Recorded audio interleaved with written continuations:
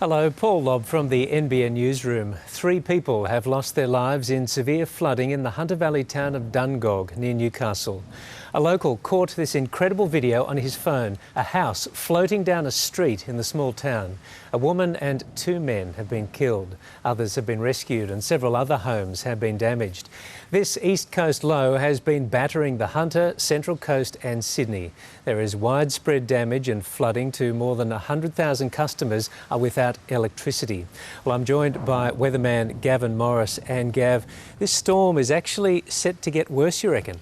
Yes, it's not looking very good at all, Paul. All the way along I've been talking about this system attached to an upper level cold pool over northern New South Wales, and that part of the storm has been incredibly slow moving. A lot of the time you get a low like this form and it'll move offshore quite quickly or move to the north or south and unleash its energy up and down the coast, spreading it over the place, but not this particular system. It is stuck, and I'm afraid the worst is yet to come. First of all, to the satellite image, and it's an incredible structure looking down from space at the moment. That tropical feed is still happening. There's still warm, moist air coming in off the ocean. You can see the lump. Look at the bottom of the J. It's coming around at the moment, and that is the danger area. The cold pool is sitting over New South Wales, and as that warm, moist air funnels in underneath it, storms are continually growing, and there's more to come. This is the radar winding back at about 24 hours overnight. Powerful wind gusts. There's the first eye that went through.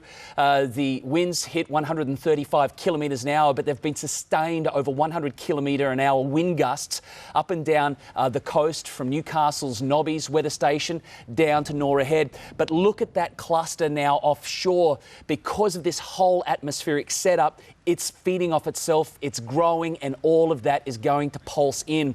This local model that we have exclusively here at NBN has picked this storm brilliantly. This is how it sees it unfolding over the next few hours into this evening. You can see by 10 o'clock, relief there for the Hunter. By the time we get to the early hours of the morning, we should see relief start to spread across the Central Coast into the early hours of tomorrow morning.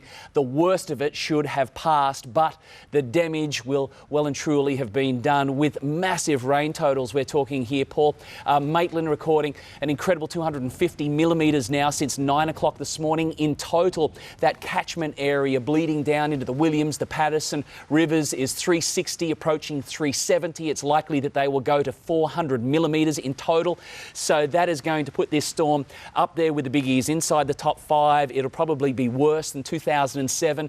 Looks like it's going to be worse than 1973. So therefore coming in second behind 1955, giving you an idea of the scale of this system. Wow, so this really is a massive storm when you compare it to all those other major events we've had. Yeah, and amazingly the setup is just so similar, and that's what worried me from the beginning. It's those 2 gigantic air masses colliding, the warm tropical air from the north and a cold pool coming up from the south. They can happen during this time of the year. We've seen the others. I mean, 55 happened in February, and 07 was later in the year, but they were a similar kind of setup that occurred, and that's what had me worried. And it's certainly, panning out that way. I was really hoping it'd dip away to the south and clear, but it looks like that next 4 to 5 hour period is going to be particularly nasty. That's a great model. New South Wales Premier Mike Baird has just given a press conference. This is what he had to say a short time ago.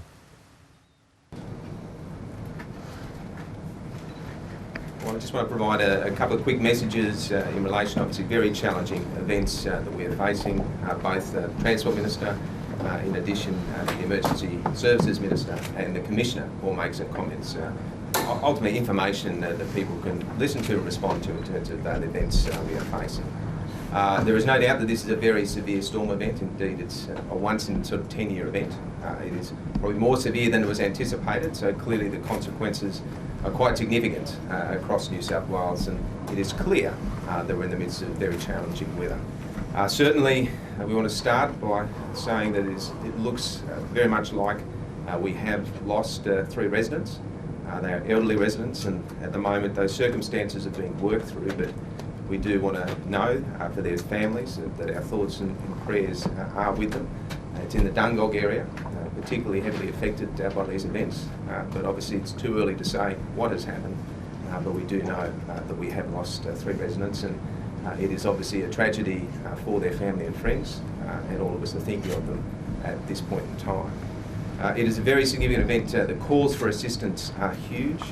There's been over 4,500 calls, and indeed 3,000 calls to AAO.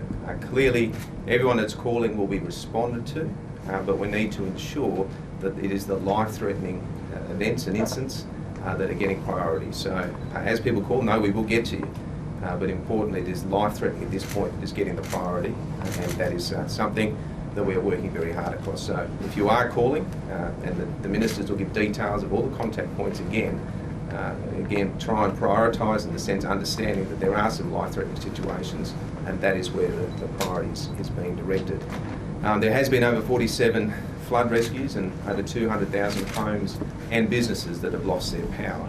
And again, there is a number of people, our workers, that are working very hard to restore that power, but it is a constant event with the winds, the strength they are, continuing to be of high strength, that the priority will be to get power back to hospitals and our aged care facilities in particular.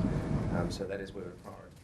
That's New South Wales Premier Mike Baird speaking a short time ago, sadly, about that loss of life in the floodwaters at Dungog, north of Newcastle. And Gav, one story that's come up this afternoon, there was a mother and a child trapped in floodwaters in their car at Taro near Beresfield, west of Newcastle, and our news crew was on their way to cover that story, and our news crew ended up rescuing the couple, the mother and the small child. So that was Grant McIntyre and Amanda Douglas, and we're going to be hearing more about that story a little later this evening. But we do have some more fresh pictures that we can show you from around the Lower Hunter area.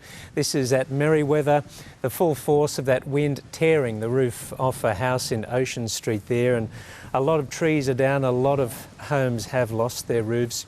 Gav, just the strength of that wind can make short work of structures like this, can't it? The amount of debris, trees down, power lines across roads is absolutely extraordinary.